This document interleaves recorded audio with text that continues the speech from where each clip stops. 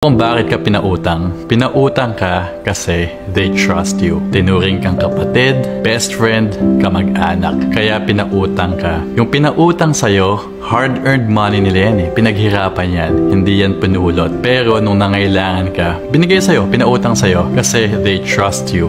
Pinagkatiwalaan ka at alam nila na magbabayad ka. Now, kung hindi ka magbabayad or dinedelay mo, that's not good. Hindi okay yon.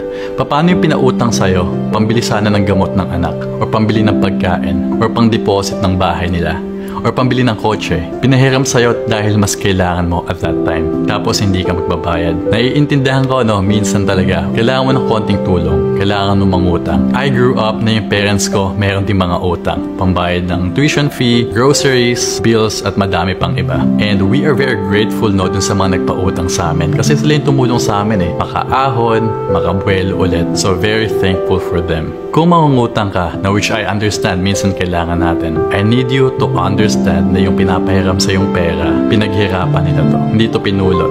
At pinapahiram ka kasi pinagkakatiwalaan ka and gusto ka tulungan, gusto ka makaahon, makaangat ng kaibigan mo o kapamilya mo. So, to show your respect and your appreciation, the best thing you can do is just pay on time. Kung hindi ka naman makakabayad on time, at least let them know. Sabihin mo lang, friend, medyo na-delay yung sweldo, may isa pang emergency, pwede bang humingi ng extension for 1 week or 2 weeks para lang makabuelo ako ulit and mabayaran kita. Kung ikaw naman yung laging nagpapautang, ikaw yung takbuhan ng kaklase, kaibigan, kamag-anak mo, you need to be very smart. Mapagkakatiwalaan mo ba talaga? Huwag mo naman ibigay lahat. Kung kamay lang yung kaya mong iabot, huwag mo naman bigay yung buong braso mo. Ikaw naman mawawalan. Baka ikaw naman yung maghirap, next week, ikaw naman yung mangungutang. And this applies not only for 50 pesos, 500 pesos, or 5,000 na utang. This idea and mentality applies kahit million pa yung pinapautang nyo, yung inuutang mo to start a business, to build a house, to buy a property, whatever that is. This concept should be applied kahit sentimo lang yan or milyon yung pinag-uusapan natin. Quick recap, kung ikaw yung nangungutang, understand na yung pinapahiram sa'yo na pera,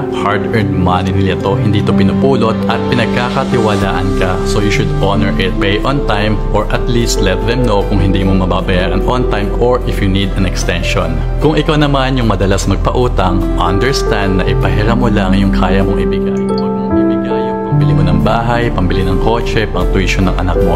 Be very smart about it and do your due diligence kung totoo bang mapagkakatiwalaan mo tong kaibigan na to. Yun lang, hindi masama ang mangutang, hindi masama ang humingi ng tulong. Tandaan mo lang, huwag mong sisirain yung tiwala ng mga taong tumutulong sa'yo. Enjoy your day, guys. Peace!